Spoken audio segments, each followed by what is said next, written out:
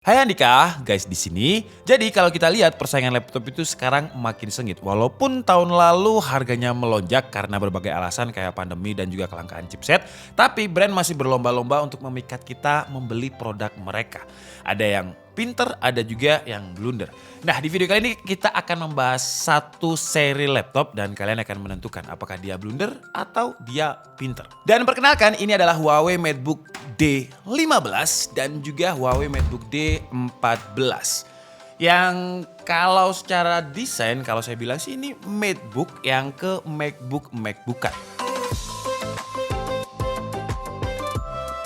Cuman walaupun desainnya memang agak mirip-mirip, ternyata desainnya ini memenangkan Mobile World Congress 2022 kemarin di Barcelona. Desain itu memang seleranya orang masing-masing, cuman kalau dia udah dapat award, udah dapat penghargaan, ya berarti udah ada orang yang seleranya tinggi yang menilai kalau MateBook ini desainnya bagus. Jadi si MateBook D14 dan juga D15 ini punya desain khasnya Huawei dengan bodi aluminium dan teksturnya itu halus pakai finishing matte. Kalau untuk dimensinya si Huawei MateBook D14 itu ketebalannya 15,9 mm sedangkan D15 16,9 mm. Kalau untuk beratnya dia ada di standarnya Ultrabook dengan bobotnya itu 1,38 kg D14 dan 1,56 kg buat D15.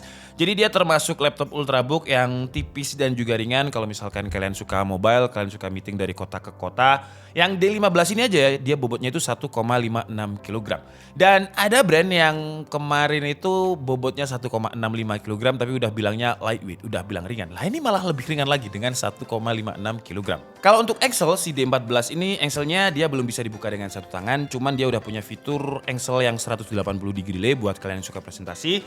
Sayang untuk D15 dia nggak bisa dibuka dengan satu tangan tapi juga nggak bisa dibuka sampai 180 degree. Paling mentoknya itu kira-kira segini. Dan ketika laptopnya terbuka, kita langsung diberikan screen to body ratio yang lumayan gede. Untuk D14 itu screen to body ratio-nya 84%. Kalau D15 dia lebih besar lagi dengan 87%. Frame di ketiga sisinya di kiri, kanan dan juga atas itu udah tipis. Cuman memang bezel bawahnya masih lumayan tebal karena ada placement untuk logo Huawei di situ. Dan untuk D14 sesuai dengan namanya dia 14 inch sedangkan ini 15 berarti dimensi layarnya 15,6 inch. Untuk layarnya sama-sama memiliki panel IPS, resolusinya pun juga sama, Full HD. Untuk rasionya keduanya ada di 16:9 dan seperti biasa dia juga sudah memiliki sertifikasi TÜV Rheinland buat ngejaga mata kita kalau lihat layar lama. Terus kalau untuk color game mode-nya dia ada di 45% NTSC, keduanya ini jadi standar kisaran 60% sRGB. Jadi kalau kalian tanya apakah laptop ini enak untuk digunakan editing, ya asalkan editingnya ringan, nggak perlu warna-warna yang terlalu akurat sih bisa, atau ya solusi lain kalian bisa extend lagi dengan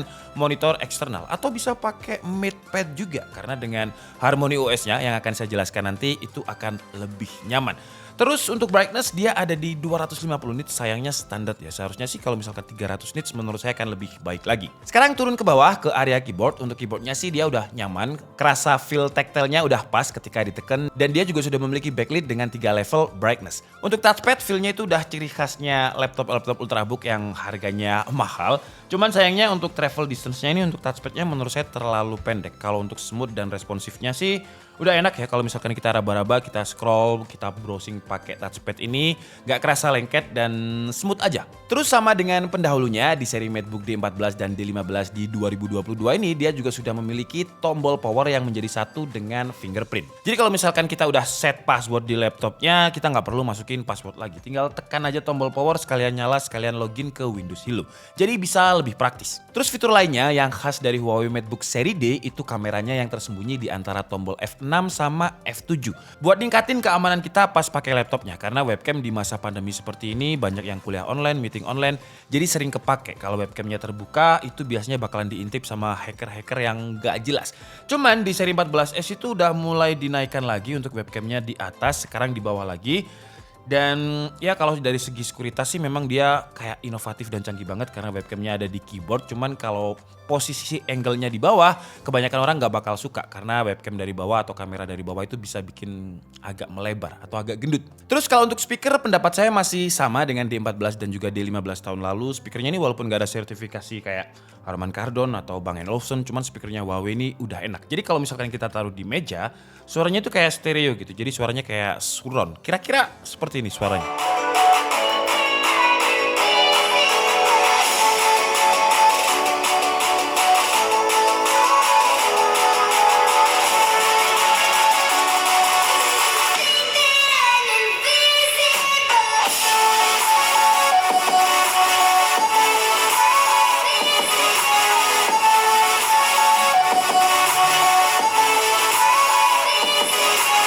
Dan Huawei itu kan mengeluarkan banyak produk ya, ada laptop, ada MatePad, ada FreeBuds, terus juga ada smartwatch, dan masih banyak lagi. Yang saya suka dari Huawei dan sampai saat ini kayaknya juga belum dimiliki sama brand lain ya, adalah ekosistemnya yang canggih dengan Harmony OS dan juga super device-nya. Berhubung kita juga punya tablet dan smartphone dari Huawei, kita bisa langsung konekin MatePad kita ke MateBook-nya. Dan kita bisa atur screen mirroring ke laptop kita, jadi kita nggak perlu bolak-balik buka handphone atau laptop dan bisa kontrol handphone kita juga dari MateBook ini.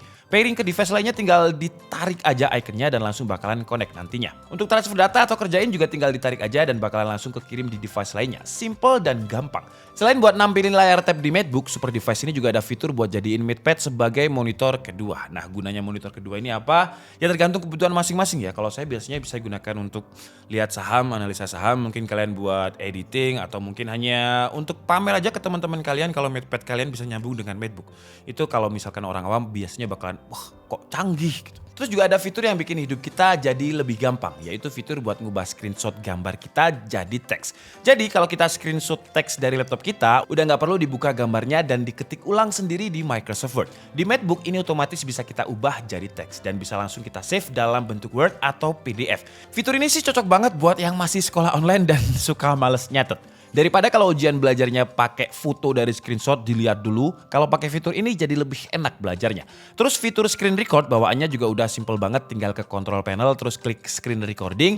Jadi kalau mau record meeting atau record pelajaran karena takut tiba-tiba ditelepon atau harus ke toilet, nggak bakalan ketinggalan. Di laptop lain kadang kita harus download Bandicam dulu, harus download OBS dulu hanya untuk screen recording. Terus ada beberapa fitur lagi kayak AI search yang bisa search dari keyword dan isi dokumen. Gampangnya kayak kita pakai Ctrl plus F dan bisa dipisahin juga untuk jenis dokumennya. Sama satu lagi fitur clipboard di PC Manager yang bisa save sampai 20 copy atau cut terakhir. Jadi kalau misalnya kita habis copy sesuatu terus ternyata salah copy, gak perlu takut lagi karena bisa dilihat balik bagian-bagian yang udah kita cut dan juga kita copy sampai 20 copy history tadi. Masuk ke spesifikasinya, untuk MateBook D14 dan juga D15 ini sekarang udah pakai Intel Core i5 generasi ke-11. Tahun lalu mereka masih pakai Intel generasi ke-10 dan karena pakai Intel generasi ke-11, jadi untuk GPU-nya dia udah pakai Intel Iris Xe Graphics nih. OS bawaan MateBook seri D ini pakai Windows 11 Home, udah pakai Wi-Fi 6 dan juga udah pakai Bluetooth versi 5. Nah, gimana performa Intel Core i5 generasi ke-11 dengan tuningannya hardware si MateBook D14 dan D15 ini, langsung aja kita coba.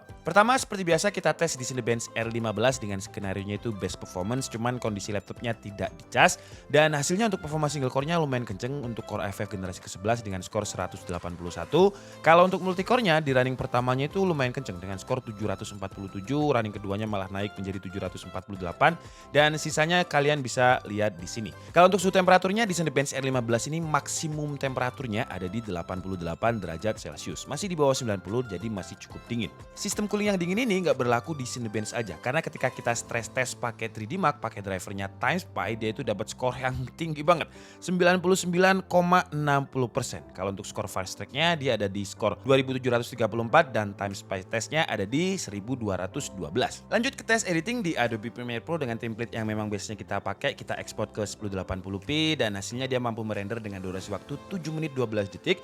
Dan kalau misalkan kita buat untuk 3D rendering walaupun bukan segmennya tapi nggak apa-apa, kita coba aja performanya. Untuk CPU render di Blender dengan template BMW dia mampu merender dengan durasi waktu 9 menit 39 detik. Kalau untuk GPU rendernya 11 menit 4 detik. Dan Huawei MateBook D14 ini bukan laptop gaming ya, tapi ya nggak apa-apa, kita stress test aja, kita gempur aja, kita lihat performanya dan kita tes di gaming. Dan pertama kita coba di game Dota 2 dengan resolusinya Full HD, grafiknya ada di fastest dan hasilnya untuk average FPS-nya lumayan tinggi di Dota 2 ini dengan average-nya 98 FPS. Genshin Impact dengan grafik rata kiri Full HD untuk average FPS-nya dia ada di kisaran 32 sampai 35 FPS. Terus untuk baterainya dia memiliki kapasitas 56 Wh dan untuk adapter bawaannya itu 65 watt dengan USB-C. Jadi kalau misalkan kalian punya smartphone Huawei atau device Huawei yang lain yang pakai USB-C, kalian bisa pakai adapternya juga. Dan terakhir sebelum kita bahas harganya, kita bahas untuk portnya dulu dari D14 dan juga D15. Untuk D14 di sebelah kiri ada port USB-C buat chargingnya, ada USB 2.0,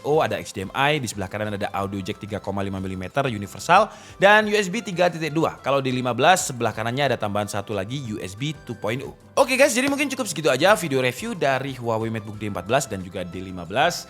Kesimpulannya, kita bahas kelebihannya dulu. Kelebihannya kalau dari segi security, dia ada beberapa fitur seperti fingerprint yang menjadi satu dengan power button dan kameranya yang tersembunyi. Walaupun kameranya ini agak kontroversial karena ada di bawah.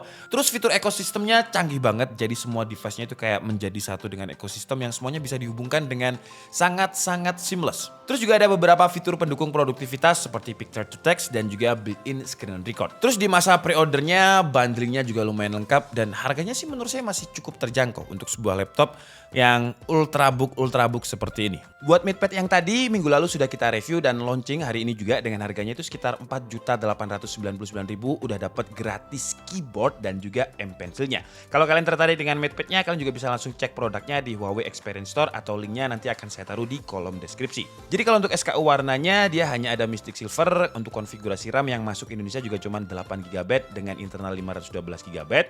Yang D14 ada di harga 10.499.000 dan D15 ada di harga 10.899.000. Tapi bukan Huawei namanya kalau nggak ada promo pas launching. Jadi langsung cek aja, untuk promonya ada di kolom deskripsi. Kalau untuk kekurangannya yaitu tadi angle kameranya jadi lumayan aneh kalau misalkan kita pakai webcam dengan posisi di bawah. Terus kalau misalkan kalian mau pakai Harmony OS dengan super device-nya, ya mau nggak mau kita harus punya device Huawei yang lain. Oke, jadi mungkin cukup segitu aja video kita kali ini. Saya minta maaf kalau ada kesalahan dalam penyampaian informasi. Seperti biasa kalian bisa mengkoreksinya di kolom komentar. Saya Nika Budi and see you on the next video. Bye-bye.